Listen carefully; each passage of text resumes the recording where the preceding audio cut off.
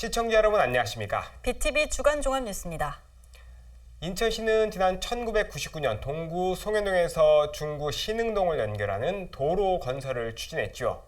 그런데 배다리를 관통하는 문제로 20여 년간 갈등을 빚어왔습니다. 인천시는 주민과 소통하며 합의점을 찾았는데요. 지하차도를 조성하고 지상 부지에는 공원과 커뮤니티 센터를 짓는다는 계획입니다. 이정윤 기자의 보도입니다. 박남춘 인천시장이 배다리와 샛불마을이 자리한 동구 금창동 일대를 찾았습니다. 이 일대는 동구 송현동과 중구 신흥동 간 연결도로 문제로 20년간 갈등을 빚은 곳입니다. 인천시는 지난 2018년 주민들과 직접 소통하고 주민들이 참여하는 민관협의회를 구성해 해결의 실마리를 찾았습니다. 송림로에서 유동 삼거리 380m 구간에 지하차도를 조성하고 지상 부지에는 공원과 커뮤니티 시설 등을 만들기로 한 겁니다. 인천시는 이 같은 내용을 담은 기본 계획 용역을 마치고 주민 설명회를 개최했습니다.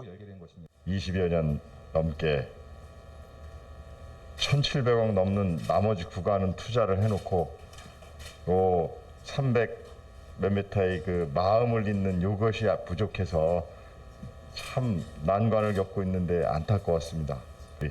샛불마을과 배다리 시민들께서 마음을 열어주시고 소통해주시고 이어주시고 한 덕분에 오늘 이 자리가 마련이 됐습니다. 공원은 6,566제곱미터 규모로 광장과 주민쉼터 등이 조성됩니다. 또 연면적 6,936제곱미터, 4층 규모의 커뮤니티 센터가 건립되는데 도서관과 주민문화센터, 피트니스 센터가 들어설 예정입니다. 160대 규모의 주차장도 함께 조성됩니다. 실질적으로 해결의 실마리를 계속 찾아내지 못했었는데 민선 2기에 시작해서 민선 7기에 드디어 마무리가 되는 것 같습니다.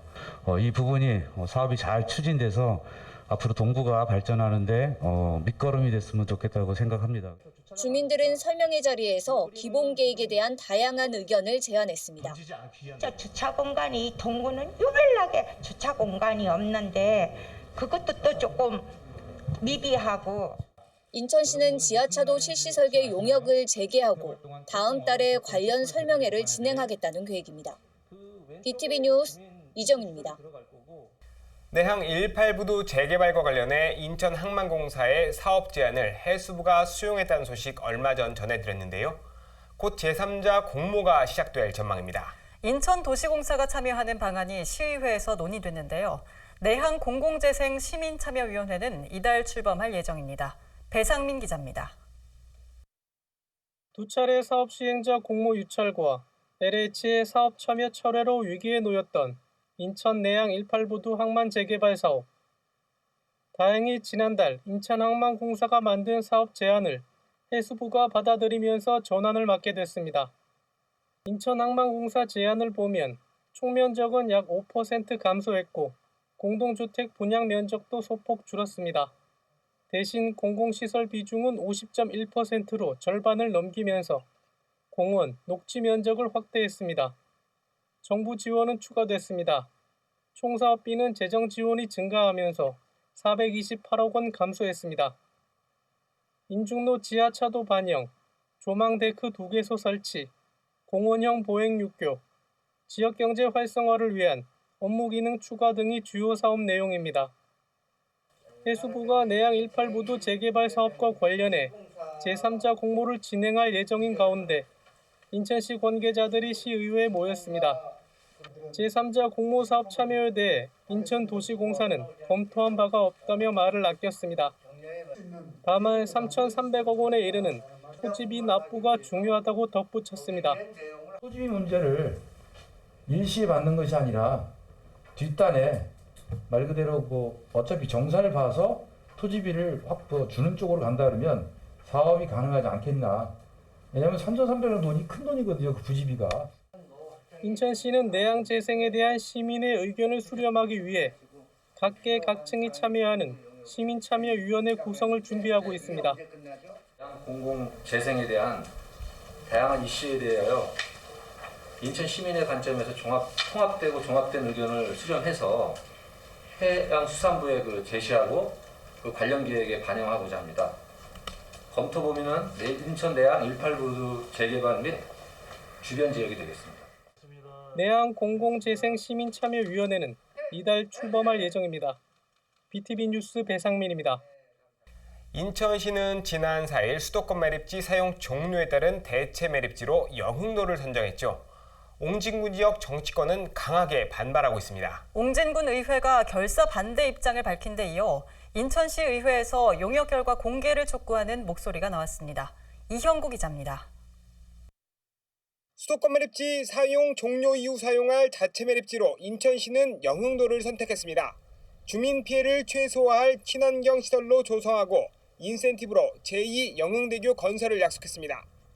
인천 에코랜드는 국내 선진 시설들의 장점만을 모아 만드는 시설입니다. 남양주에서는 소각제와 불연성 폐기물만 매립한다는 장점. 인천시의회에선 지역구별로 의견이 엇갈렸습니다. 수도권 매립지가 위치한 서구 지역에선 찬성 입장이 나왔습니다. 우리 인천은 지리적 접근성을 이유로 수도권의 쓰레기를 30년간 처리해 왔습니다. 그동안 많은 희생과 인내를 통해 버텨주신 50만 우리 서구 주민과 300만 인천 시민들께 의료와 감사를 드립니다. 미래의 인천은 자연과 하나 되는 깨끗한 도시, 자연순환이 가능한 친환경적인 도시. 자체 매립지로 선정된 옹진군 지역에선 강하게 반발했습니다. 백종빈 시의원은 명색이 부의장이고 옹진군 시의원인데 사전 협의는커녕 일방적 발표였다고 유감을 표명했습니다. 인구 밀도 대비 선의 계획성 항목 등이 누락되어 있다는 점, 영은 인천 중심에서 반경 40km나 떨어져 있음에도 부지 접근성 항목은 최소 배점인 4점으로 책정하여 다 후보지와 점수 격차를 벌리지 못하게 한 점, 이 정도면 정답 정해놓고 용역 수행한 거 아닙니까? 아니라면 공개하십시오. 옹진군 의회도 영흥도 자체 매립지 발표에 즉각 반대 입장을 밝혔습니다. 군의회는 인천시의 독단적인 매립지 지정은 옹진군 인구가 적어 무시하는 것으로 옹진 군민은 경악을 금할 수 없는 처사라고 주장했습니다. 또 주변 환경 피해는 물론 극심한 교통체증으로 정주 여건을 심각하게 저해하며 극심한 주민 갈등을 초래할 것이라며 지정 철회를 촉구했습니다. BTV 뉴스 이영구입니다. 부천시가 군부대를 인천으로 이전하는 방안을 추진하고 있습니다. 이전하는 곳은 인천 지역 군부대 집적화 추진되는 일신동인데요. 네, 그렇잖아도 반발이 거센 지역 주민들은 강하게 반발하고 있습니다. 북인천 방송 이재필 기자가 보도합니다. 부천시 오정동의 군부대. 부천시가 이곳 군부대를 부평구 일신동 일원으로 이전하는 방안을 추진 중입니다. 부천시는 군부대 신축을 위해 부평구에 건축 허가도 요청한 상황입니다. 상황이 알려지자 지역 주민들은 반발하고 있습니다. 특히 주민 동의도 없이 일방적으로 사업을 추진한 점을 가장 큰 문제로 꼽았습니다. 우리 전 주민들이 한 사람도 모르는 상태에서 이렇게 지금 여기 군부대 이전하는 것만 해도 지금 난리인데 자기들 살자고 딴 우리 부평구 죽이는 것밖에 안 되고 또 이거를 또 부평구청장은 이걸 승인해줘서는 안 되죠. 절대로 안 되죠. 지난 2019년 인천시는 삼보급단을 포함해 인천 지역의 군부대를 일신동에 집적화하는 방안을 발표해 주민들의 강한 반발에 부딪힌 바 있습니다. 이에 대한 지역 합의도 이루지 못한 상황에서 오정동 군부대 이전 소식까지 전해진 겁니다. 지역 정치권도 반발하고 있습니다. 지역의 정치권에서도 적극적으로 개입이 돼야 된다고 생각을 합니다. 이거는 지역 간의 어떤 님비 현상을 얘기하는 것이 아니고 일방적인 폐해를 주는 이런 일방적인 행정이잖아요. 이거는 말도 안 되는 그런 행정이라고 저는 생각을 합니다. 막아야 된다고 생각을 합니다. 이에 대해 부평구는 주민 입장이 있는 만큼 단순하게 허가 여부를 결정할 수 없다며 주민 의견을 적극적으로 수렴해 결정할 예정이라고 밝혔습니다. 부평구는 지역 주민들을 대상으로 설명회를 개최할 계획입니다. 헬로티비 뉴스 이재필입니다. 일명 쇳가루 마을로 불리는 서구 4월 마을은 주거 부적합 판정을 받았죠. 하지만 현재까지 뾰족한 해법은 없습니다. 주민들은 다시 이주 대책을 촉구하고 나섰습니다. 특히 주민들의 도시개발 계획 청원을 주거 환경 개선으로 둔갑시켰다며 반발하고 있습니다. 이정윤 기자의 보도입니다. 인천시청 앞에 모인 서구 4월 마을 주민들은 저마다 환경 피해를 호소하며 인천시의 대책 마련을 촉구했습니다. 동네의 습가루 때문에 더 이상 못 살겠습니다. 여기서 얼마나 제가 더 살겠습니까? 너무 아픈데도 오늘 못 나올 거 너무 고통스러운데 그냥 나왔습니다. 4월마을은 지난 2019년 11월 환경부가 실시한 환경영향평가 조사에서 주거 부적합 판정을 받았습니다. 환경오염으로 인해 사람이 살 수 없다는 결정이 나온 건데 현재까지 주민들을 위한 이주 대책은 나오지 않은 상황입니다. 앞서 주민들은 지난해 4월 인천시에 도시개발 계획 청원서를 제출했습니다. 인천시 도시기본계획에 4월마을을 포함시켜 지역을 정비해달라는 요청입니다. 하지만 주민들은 인천시가 도시개발 계획 청원을 주거환경 개선으로 둔갑시켰다며 반발하고 나섰습니다. 인천시 관계자는 4월마을 주민들이 스스로 주거환경 개선을 청원해서 지금 환경 개선을 위해 용역 중이라 말씀했습니다. 하지만 이것은 새빨간 거짓말이었습니다. 4월마을 주민들은 환경 개선하여 4월마을에 그대로 살겠다는 청원을 한 적이 없습니다. 4월마을 주민들은 주거환경 개선이 아닌 이주 대책이 필요하다고 재차 강조했습니다. 또 주민들은 청원서 내용을 공개하며 인천시의 진상규명을 촉구했습니다. BTV 뉴스 이정윤입니다. 지난 2008년 안전진단에서 2등급을 받은 아파트가 10여 년간 개선된 게 없다는 소식 전해드린 바 있는데요. 다행히 재건축이 추진되고 있습니다. 그런데 이번엔 행정복지센터 이전 문제로 갈등을 빚고 있습니다. 주민들은 청원을 위한 서명운동에 돌입했습니다. 어찌된 일인지 이형구 기자가 취재했습니다. 동구 송현동의 한 아파트. 베란다 콘크리트가 떨어져 나갔고 곳곳에 철근이 드러났습니다. 땅이 주저앉으면서 건물이 분리되는 현상을 보이고 있습니다. 2008년 안전진단 2등급을 받고도 개선된 게 없습니다. 메꾸고 했는데도 이렇게 다 침하가 되고 내려앉고 있습니다. 아파트가. 이게 진짜 위험해요. 2년 뒤 다시 찾은 아파트. 주민들이 서명운동을 받고 있습니다. 지난해 재건축 조합이 정비되면서 재건축이 추진되는데 건축 심의를 앞두고 서명운동이 전개되는 겁니다. 쟁점은 아파트 1, 2단지 사이에 자리한 행정복지센터의 이전 문제. 구청은 정비구역 지정 당시 수립한 정문 우측에 배치하는 걸로 계획하고 있습니다. 주변 아파트의 접근성 등을 고려한 판단입니다. 하지만 주민들은 좌측 대로변에 상가 부지를 최적지로 제시합니다. 행정복지센터를 아파트 단지 내에 설치하는 건 치안과 주차 문제 등을 야기한다는 주장입니다. 정문에다가 해달라고 하는 거예요. 외부인들이 들어올 수 있는 상황은 아니잖아요.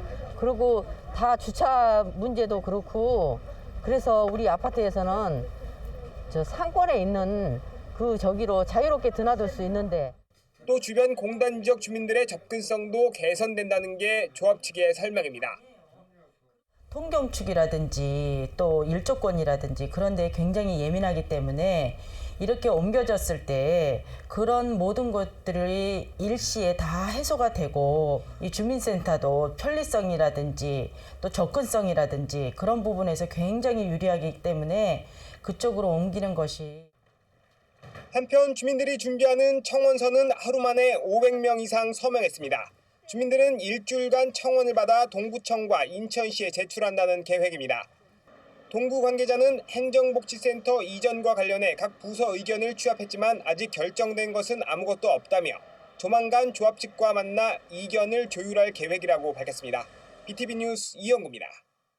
수도권 제2순환고속도로 인천 김포구간은 지난 2017년에 개통했는데요.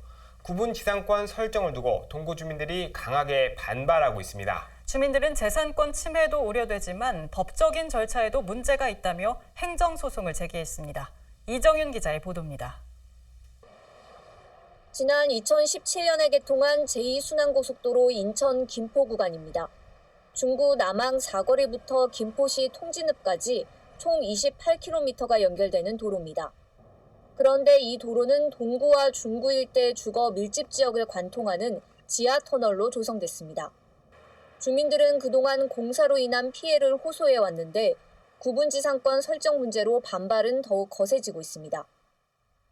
지난해 12월 국토교통부 중앙토지수용위원회는 인천 김포고속도로 구간에 대해 구분 지상권을 설정하는 내용의 수용 재결 처분을 내렸습니다. 구분 지상권은 타인이 소유한 토지의 지상이나 지하의 특정 범위를 정해 해당 공간을 사용하는 권리를 말합니다. 주민들은 구분 지상권이 설정되면 등기부 등본에도 이 사실이 기재되기 때문에 재산권 피해가 크다며 반발하고 있습니다. 토지 보상금도 3.3제곱미터당 약 10,000원으로 30평 기준으로 30만 원에 불과합니다. 주민들은 결국 수용 재결을 취소해달라는 행정소송을 제기했습니다. 행정소송에는 동구 주민 등 260여 명이 참여했습니다. 이 사건이 설정이 되는데 그 재산 피해를 보고 어떻게 토지 수용은에 진짜 치킨값입니다. 저희 아파트 28만 7천 원입니다. 29평짜리 아파트가요. 어느 주민이 땅은 국가 거고 건물은 주민 거라는 그 건물을 누가 사겠습니까?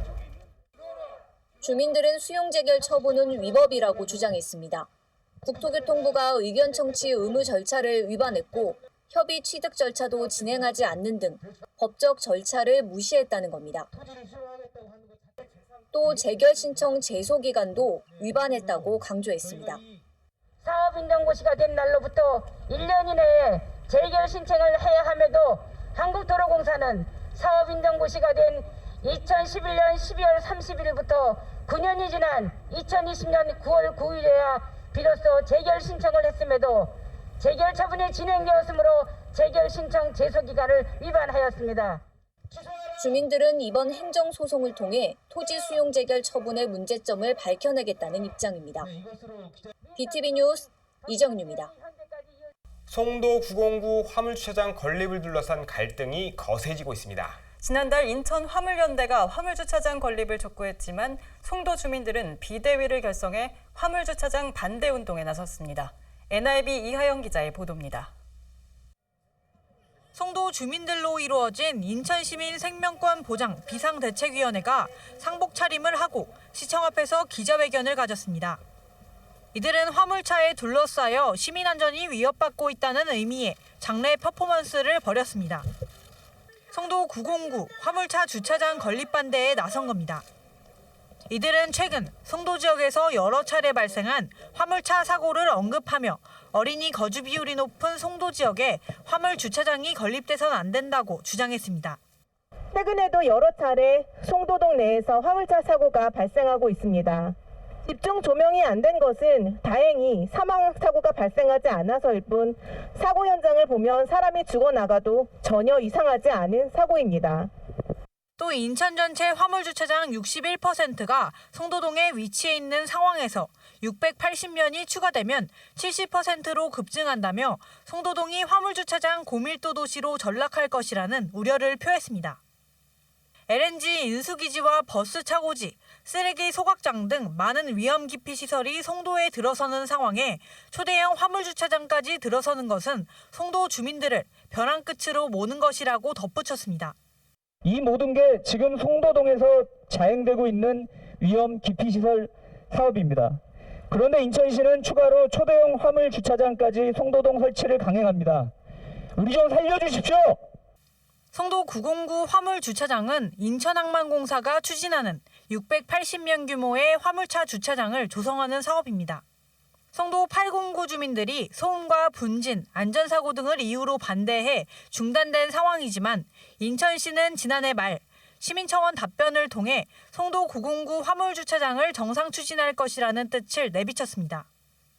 하지만 주민 반대에 이어 정일영 국회의원과 민현주 국민의힘 조직위원장까지 지역 정치권이 송도 화물주차장 반대에 한 목소리를 내면서 인천시 결정과 향후 일정에 관심이 쏠리고 있습니다. NIB 뉴스 이하영입니다. 3월 8일은 세계 여성의 날이죠. 인천 지역 여성 노동자들이 기자회견을 열어 재난 불평등 문제를 지적했습니다. 코로나19 상황 속에서 여성 노동자들의 근무 여건은 더 악화됐지만 그에 따른 보상은 없다며 제도 개선을 촉구했는데요. 오는 25일에 하루 멈춤 파업을 예고했습니다. 이형구 기자입니다. 9월동 버스터미널 앞 사거리. 여성 노동자들이 피켓을 들고 횡단보도를 기납니다. 이들이 든 피켓에는 재난은 평등하지 않았다는 문구가 새겨 있습니다. 제113주년 세계 여성의 날을 맞아 진행한 캠페인. 코로나19 상황 속에서 여성의 노동 환경은 더 악화됐다고 호소합니다. 특히 요양보호사는 백신을 가장 먼저 맞을 만큼 위험한 상황을 인지하면서도 정작 위험수당은 없다고 꼬집습니다. 기저귀 간다고 뚝딱 취급당하고 있는 현실입니다. 급여는 딱 최저임금 수준. 그래서 우리는 여기 얘기하고 있습니다. 왜 요양보호사들에게만 필수노동자라고 말만 하면서 위험수당 같은 거 단 1만 원도 지급해주지 않느냐?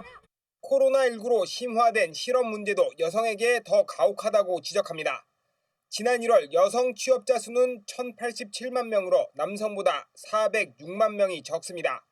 특히 1년 전보다 여성은 약 60만 명이 감소해 감소폭이 남성보다 훨씬 컸습니다.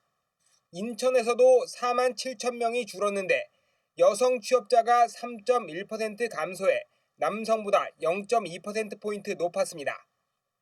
코로나 속에서도 학교 돌봄은 중단 없이 이어졌고 학교 돌봄 노동자들은 가정 간 업무와 높은 감염 위험을 감내해야 했습니다. 여성 노동자들에게 저임금과 불안정 노동을 강요했습니다. 이런 문제를 개선할 제도 개선이 시급하다고 지적합니다. 여성 점검원이 코로나 확진자 세대에 방문하게 되는 일이 발생하기도 했습니다.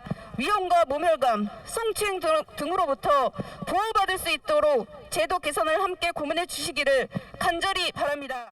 민주노총 요양노조는 위험수당 10만 원을 지급하라며 인천시청과 더불어민주당 청사 앞에서 1인 시위에 돌입했습니다. 오는 3월 25일에는 전국 요양보호사가 하루 멈춤 파업을 벌이고 상경투쟁을 진행한다는 계획입니다. BTV 뉴스 이영구입니다.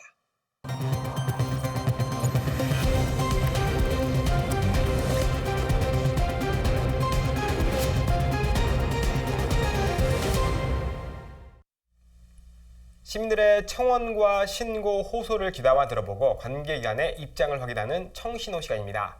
오늘은 인천시 시민청원 게시판에 올라온 GTX-D 노선과 관련한 청원을 짚어보겠습니다. 인천시가 건의한 GTX-D Y자 노선의 필요성을 강조하면서 인천시의 추진 계획을 묻고 있는데요. 시의회에서도 관련 결의안이 발의됐습니다. 이형구 기자가 취재했습니다. GTX Y자 노선과 관련한 시민 청원입니다.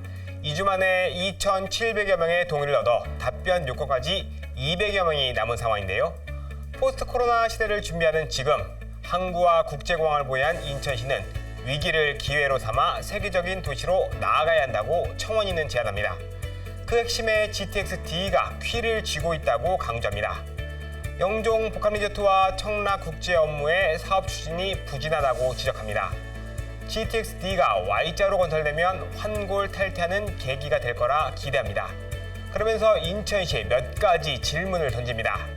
민심 달래기용이 아닌지, 또 경기도 안의 김포 발이 유력하다는 보도가 있는데 인천시의 입장을 묻고 있습니다. 그럼 먼저 GTX-D 노선에 대해 간단히 살펴보겠습니다. 재작년 10월 국토부 대광위에서 서부권 광역급행철도 검토 필요성을 언급하면서 급부상했습니다. 노선은 크게 인천시와 경기도 안으로 구분되는데요. 인천시 안은 서울에서 부천까지 한 방향으로 오던 노선이 하나는 김포 방향으로, 하나는 인천공항으로 분기합니다. 반면 경기도 안은 인천공항행을 제외한 김포 쪽으로 향합니다. 오는 6월 발표 예정인 제4차 국가철도망 구축 계획에 어떤 게 반영될지 초미의 관심사인데요. 인천시의회 임시회에서도 관련 이슈가 다뤄졌습니다. 이용범 시의원이 GTX-D 노선 제4차 국가철도망 구축 계획 반영 촉구 결의안을 발의했는데요. 이 의원은 인천시가 제안한 Y자 노선의 필요성을 강조했습니다. 검단 신도시와 대양 테크노밸리 등 2, 3기 신도시, 경제 자유구역인 청라와 영종 국제 신도시 광역 급행철도 수혜에서 상대적으로 소외되어 현재 많은 교통 불편을 겪고 있습니다. Y자 노선을 제안한 인천시 역시 최적의 노선임을 강조했습니다. 동시에 Y자로 건설하는 것이 경제성이 가장 높고 타당한 것으로 분석되었습니다. 따라서 GTX-T Y자 노선은 청라, 영종 및 검단 지역뿐만 아니라 수도권, 서부권과 동부권 모두가 광역급행철도의 수혜를 받을 수 있고 최대 관심사인 유치 가능성, 치열한 경쟁에 부동산 정책에 미칠 영향까지 쉽지 않다는 게 인천시의 설명입니다.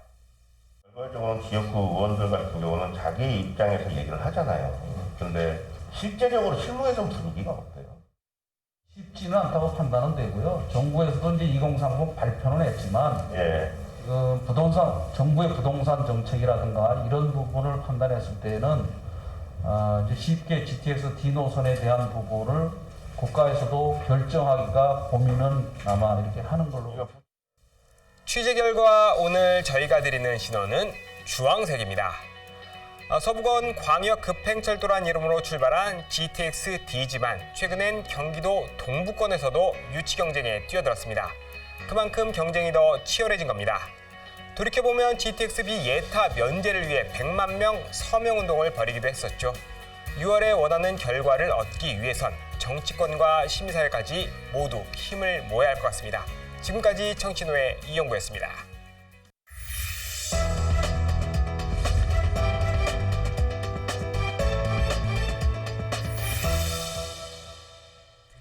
네, 토크앤뉴스 시간입니다. 오늘은 인천 경실련 김송환 사무처장과 함께 가덕도 신공항 건설이 인천에 미칠 영향에 대해서 짚어보겠습니다. 네, 처장님 안녕하세요. 안녕하십니까? 네. 일단 부산 가덕도 신공항 건설을 위한 특별법이 지난 2월 26일 국회 분회의를 통과했습니다. 논란이 여전한 상황인데요. 이유가 뭘까요? 예, 가덕도 신공항 건설을 위한 특별법의 주요 내용을 요약을 한번 해보면요. 네. 우선 2016년에 인근 5개 시도, 그러니까 대구, 경북, 부산, 울산, 경남이 동남권 신공항으로 김해공항을 합의를 했습니다. 네. 그랬는데 이번에 특별법을 보면 김해공항을 전면 백지화하고 그리고 부산에 있는 가덕도 신공항을 동남권 신공항으로 기정사실화하는 것이 첫 번째 핵심적인 내용이고요. 두 번째는 2030년에 네. 부산 세계 박람회를 성공적으로 개최하기 위해서 사전 타당성 조사 그리고 예비 타당성 조사 등 이런 법적인 조사들을 면제해가지고 시간을 단축하겠다. 그리고 이제 세 번째는 공항 건설은 물론 배후단지 개발 그리고 공항을 접근하기 위한 광역교통망이 있지 않습니까? 이런 것들의 특례 그리고 정부 재정을 지원하기 위한 조항이 있습니다. 그리고 마지막으로는 이 특별법은 국토 균형 발전을 위해서 인천국제공항 수준의 관문공항 규모로 개발하겠다라고 하는 것이 주요 내용이어서 특혜성 논란이 있는 겁니다. 네, 일단 인천 주민들은 인천국제공항에 악영향을 미친다고 우려를 하고 있고요. 인천뿐만 아니라 대구, 경북에서도 반발을 하고 있습니다. 네, 이런 가운데 정부 부처에서도 이제 의견을 냈다고 하는데 어떤 내용인가요? 예, 국회 국토교통위원회에 제출된 정부 부처의 보고서가 있습니다. 그 보고서에 보면은 절차적 문제 그리고 국가 재정 건전성이 악화될 거다. 그리고 형평성에 대해서 논란이 있을 거다라고 하면서 사실상 가덕도 신공항에 대해서 반대 입장 표명을 했는데요. 네. 좀 더 구체적으로 말씀을 드려보면 우선 절차적 문제와 관련해서 국토교통부는 공항은 가능한 한 여러 대안을 검토해서 공항의 입지를 결정하고 그리고 특별법을 만드는 게 일반적이다. 그렇기 때문에 이번에 특별법 제정은 문제가 있다라고 반대 입장을 분명하게 했고요. 기획재정부도 신공항을 추진하기 위한 주무부서의 사전 타당성 조사 이런 것들을 거친 뒤에 예비 타당성 조사도 거치는 것이 타당하다라고 분명하게 입장을 밝혔고 특히나 이제 법무부 같은 경우에는 위헌은 아니지만 적법 절차와 평등의 원칙이라는 것에 위배가 되기 때문에 향후에 여러 지역에서 특별법을 서로 만들어 달라고 하는 우려들을 제기를 했습니다. 그것뿐만이 아니라 이러한 이제 예비 타당성 조사 등 절차를 무시하게 되면 막대한 재정 부담으로 이어질 거다라고 하는 우려가 있는데 국토부가 가덕도 신공항의 예상 사업비를 점검을 한 결과 12조 8천억 원 그리고 28조 6천억 원까지 나올 수 있다라고 얘기를 해서 네. 부산시가 뭐 가덕도 신공항 짓는데 7조 5천억이 든다 그랬거든요. 그것하고 비교를 해보면 작게는 5조 3천억에서 많게는 21조 1천억까지 예산이 늘어나게 됩니다. 네네. 그래서 자칫 혈세 낭비 논란이 이제 일 수 있는 거고요. 특히나 이제 국토교통부는 가덕도 신공항의 인근에 진해 비행장이 있는데 공역이 중첩돼 가지고 비행기가 충돌하는 거 아니냐 네. 이런 우려. 그리고 워낙에 이게 심해가 바다가 깊기 때문에 부동 침하로 인해 가지고 공항 운영에 문제가 생기는 게 아니냐. 뭐 뿐만 아니라 이제 그 대규모 산악을 절취하고 해양 매립을 하고 그리고 이쪽 지역이 환경 보호 구역인데 이런 것들이 훼손되는 게 아니냐 이런 우려들을 지적하면서 안전성, 시공성, 운영성, 환경성, 경제성 그리고 접근성, 항공 수요 등 7개의 점검 항목이 있는데 이 7개 항목 전반에 문제가 있다라고 국토교통부는 지적을 했습니다. 네, 7개 전 항목에서 문제점이 드러난다 이렇게 말씀을 해주셨는데 이 가덕도 신공항 건설이 인천국제공항에 미치는 영향도 크다고 하셨잖아요. 인천 시민들은 그러면 어떻게 대응을 해야 할까요? 뭐 쭉 말씀드린 것처럼 정부 부처에서도 똑같이 지적하는 것처럼 가덕도 신공항 건설은 절차를 무시하고 자칫 혈세 낭비로 이어질 가능성이 높다라고 다들 지적을 합니다. 전문가도 공무원들도요. 그런 상황에서 인천 지역의 국회의원들이 이 특별법에 대해서 공동 발의를 했거든요. 그렇기 때문에 이분들이 인천 시민을 대변하는 국회의원이 맞나? 이런 우려들이 있기 때문에 먼저 인천 시민에게 사과부터 하는 것이 우선일 것이라고 보고 특히나 이제 정부 차원에서는 인천공항을 중심으로 한 원포트 정책을 견제하고 있는 상황에서 인천 시민들은 정부 방침에 대해서 지지를 표명해야 된다고 봅니다. 네, 여러 가지 문제들이 여전히 산재해 있는 것 같습니다. 오늘 가덕도 신공항 건설과 관련해서 인천 경실련 김송원 사무처장과 함께 이야기 나눠봤습니다. 네, 오늘 말씀 감사합니다. 고맙습니다.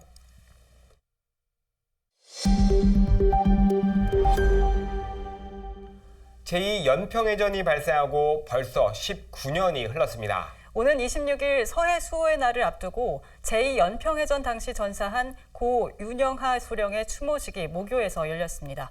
배상민 기자가 다녀왔습니다. 한일 월드컵이 한창이던 2002년 6월에 발발한 제2연평해전. 서해 NLL에서 북한 경비정의 기습 공격에 맞서 교전을 벌이다 고 윤영하 소령을 포함해 승조원 6명이 전사하고 19명이 부상했습니다. 조총 3발이 발사됩니다. 학교 한켠에 자리한 흉상에 국화꽃 한 송이를 바칩니다. 제2연평해전 당시 참수리 고속종 357호 정장이던 고 윤영하 소령을 기리는 자리. 고 윤소령의 부친 또한 지난 1970년 해군 제12 해상경비사 소속 경비정 정장으로 영흥도에 침투한 북한 무장간첩선을 격퇴했습니다. 대를 이어 나라를 지킨 고인의 유족에게 국가보훈처장이 예를 다해 국가유공자의 집 명패를 전달합니다. 황기철 보훈처장은 국가를 위한 희생과 헌신을 국가가 끝까지 책임지겠다고 말했습니다. 정부는 그 숭고한 희생이 우리 학생들과 국민들의 가슴에 깊이 새겨질 수 있도록 모든 노력과 정성을 다하겠습니다. 한편 이날 행사에는 고 윤소령의 후배 학생들도 참석했습니다. 송도고등학교 해군 주니어 ROTC는 지난 2015년 윤영하 소령 13주기 추모식을 계기로 전국 최초로 창단됐습니다. 선배님과 서해 수호 영웅의 희생으로 인해 오늘 저희가 이 평화 속에서 살 수 있게 되었습니다. 선배님은 저희 후배들의 자랑이십니다. BTV 뉴스 배상민입니다. 나라를 위해 바치신 인천 지역화폐인 인천이음이 시민들에게 큰 사랑을 받고 있습니다. 가입자는 143만 명을 돌파하고 누적 거래액도 5조 원을 넘어섰습니다. 인천이음 플랫폼을 활용한 다양한 서비스도 선보이고 있습니다. 이번에는 기부 서비스를 도입했는데 시민들은 캐시백이나 충전금으로 손쉽게 기부에 동참할 수 있습니다. 이정윤 기자의 보도입니다. 인천시가 인천사회복지공동모금회 지역화폐 운영 대행사인 코나아이 주식회사와 업무 협약을 맺었습니다. 인천 이음 플랫폼을 활용해 기부를 할 수 있는 나눔 이음 서비스를 활성화하기 위해서입니다. 인천시는 이달부터 나눔 이음 서비스를 시작했습니다. 인천 이음에 기부 서비스를 도입한 건데 사용자가 클릭 한 번이면 손쉽게 기부를 할 수 있습니다. 시민들이 보유하고 있는 캐시백이나 충전금으로 누구나 기부에 동참할 수 있는 겁니다. 인천 이음 카드에 이런 앱을 구현해서 우리가 이렇게 기부를 할 수 있는 것은 그만큼 하기 어려운 행동을 실천에 옮기기 아주 좋은 여건을 우리 시민들과 함께 만든 거다 이렇게 생각합니다. 나눔 이음은 119원의 기정모금 캠페인과 아동 관련 모금 캠페인 등으로 구성됐습니다. 시민들은 자유롭게 기부 분야를 선택해 정기 기부나 일시 기부를 할 수 있습니다. 인천 사회복지 공동모금회는 기부금을 접수 관리하고 기부 프로그램도 지속적으로 발굴할 계획입니다. 인천 이음은 인천 지역경제 활성화에 크게 기여한 인천 대표의 경제 플랫폼입니다.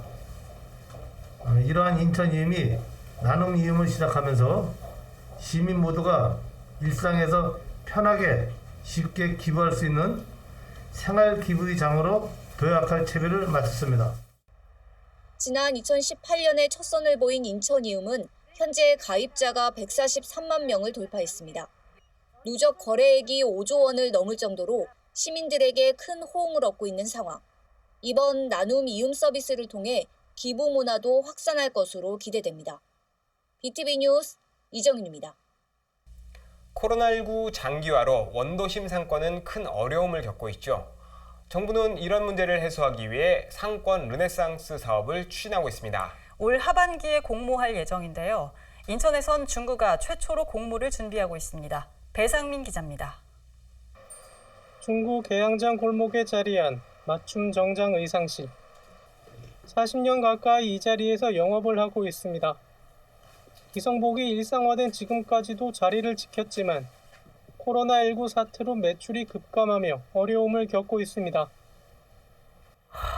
이루 말할 수 없이 어렵습니다. 고객들이 나와주시고 또 찾아주시는 그러한 곳이었는데 코로나가 발생하고 팬데믹이 되면서부터 거의 많은 발걸음을 지금 못하고 있는 입장입니다.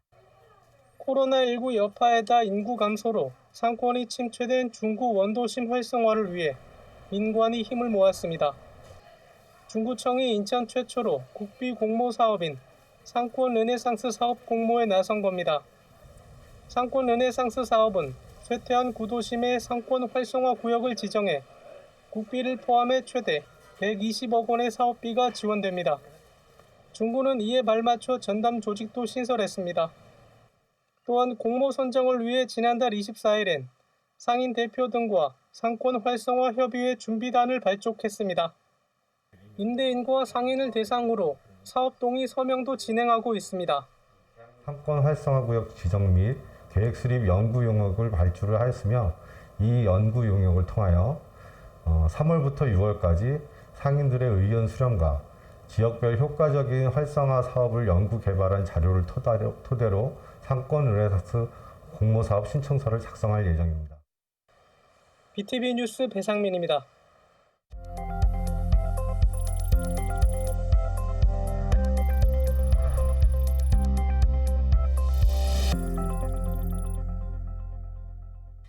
인천의 경제 흐름을 짚어보는 경제플러스 시간입니다. 인천 지역 인적자원개발위원회 박세호 박사님과 함께하겠습니다. 네, 박사님 안녕하세요. 네, 안녕하세요. 네, 박사님 먼저 바이오 산업이 차세대 성장 동력으로 각광을 받고 있는데요. 인천이 바이오 산업 주도권을 잡기 위해서 좀 발빠르게 대응을 하고 있죠? 네, 맞습니다. 인천시가 바이오 산업을 미래 성장 동력으로 판단을 하고 있으면서 2020년도에 산업통상자원부와 보건복지부에서 공모 사업으로 추진한 사업에 선정이 됐습니다. 그 결과로 인천시가 이제 한국형 NIBRT라고 하는 훈련 프로그램을 운영할 수 있는 바이오 공정 인력 양성 센터를 구축할 수 있게 되었습니다. 그래서 바이오 산업은 보통 의료기기 그리고 헬스기기 그다음에 식품 산업과 또 인천의 강점인 화장품 산업과도 연결이 될 수 있기 때문에 그 확장성이 매우 크다고 할 수 있겠습니다. 네, 인천이 바이오 헬스 산업 집적 단지로 이제 급부상하고 있는데요. 얼마나 많은 바이오 기업들이 이렇게 있는 건가요? 예, 저희가 보통 바이오 기업이라고 하면 삼성 바이오로직스나 네. 셀트리온 정도의 대기업을 생각할 수 있을 것 같습니다. 그런데 의약품 제조사로는 그 이외에 바이넥스나 얀신백센 등이 있고요. 네. 그리고 의료기기 업체인 올림푸스, 아이센스, 그리고 오스템 등이 있습니다. 그리고 의약품 공정을 지원하는 머크, 그리고 GE 헬스케어, 생고뱅 코리아 이렇게 존재하고 있고요. R&D 중심의 기업으로는 삼성 바이오에피스, 이원 의료재단, 그리고 국지연구소 등이 있습니다. 네. 그래서 이렇게 쭉 말씀을 드렸는데 이 중에서 규모가 가장 큰 건 아무래도 이제 바이오 제약 분야가 될 것 같습니다. 그래서 산업통상자원부는 바이오 공정에 필요한 인력을 연간 3,000명 이상으로 신규 인력 수요가 있을 것으로 예상을 하고 있습니다. 그래서 총 2023년까지 16,000여 명 이상의 신규 인력을 예상을 하고 있습니다. 그래서 이를 대응하기 위해서 앞서 말씀드렸던 바이오 공정센터가 구축된다고 보시면 되겠습니다. 네, 말씀하신 것처럼 정말 삼성 바이오로직스나 셀트리온 이런 기업들은 많은 분들이 아마 알고 계실 텐데요. 이 밖에도 진짜 많은 기업들이 있는 것 같습니다. 인재를 양성하기 위한 기관들도 많을 것 같은데요. 설명을 좀 해주실까요? 네, 인천에는 이미 바이오 산업 분야의 인재를 양성하기 위해서 활동하고 있는 훈련기관이 있습니다. 네. 바로 인천대학교 혁신인력개발센터인데요. 이 인천대학교 혁신인력개발센터는 송도에 위치해 있고요. 바이오 관련 기업들에 재직하고 있는 재직 근로자 그리고 취업을 희망하는 구직자들에게 무상으로 훈련을 제공을 하고 있습니다. 지금도 3월에 운영을 위해서 의료기기 GMP나 화장품 GMP 훈련 참여자를 모집 중에 있고 4월에는 식품공정과 표시기준, 그다음에 화장품 처방 연구개발, 바이오 의약품 제조 공정 밸리데이션이라는 과정까지 지금 준비를 하고 있습니다. 그리고 5월에는 의료기기 시험검사, 바이오 의약품 품질 관리, 그리고 시험 관리의 훈련 과정 역시 준비를 하고 있습니다. 또한 바이오 제약 회사에 취업을 희망하는 분들을 위해서 작년에 운영했던 바이오 의약품 제조 및 품질 관리라는 훈련 과정을 올해도 준비 중에 있습니다. 그래서 취업을 희망하시는 분들은 잘 관심을 갖고 지켜봐 주시면 좋을 것 같고요. 한 말씀 더 드리면 인천 송도가 생산시설 확대나 바이오 의약품 생산시설 확대나 연구단지 구축, 그다음에 스타트업 기업 유치 등으로 많이 바이오 산업 클러스터의 면모를 갖춰가고 있습니다. 그래서 바이오 산업에 취업을 희망하는 구직자분들은 계속해서 관심을 가져주셔도 좋을 것 같습니다. 네, 이번 달부터 시작해서 계속해서 일정이 있으니까요. 챙겨주시면 좋을 것 같습니다. 오늘 인천의 바이오 산업에 대해서 박세호 박사님과 함께 이야기 나눠봤습니다. 오늘 말씀 고맙습니다. 예, 감사합니다. 코로나19 재확산 우려가 큽니다. 가급적 외출은 자제하시고 손 씻기와 기침 내절, 마스크 착용 등 개인방역 수칙도 잘 지켜야겠습니다. 이상으로 BTV 주간 종합 뉴스를 마칩니다. 시청해주신 여러분 고맙습니다.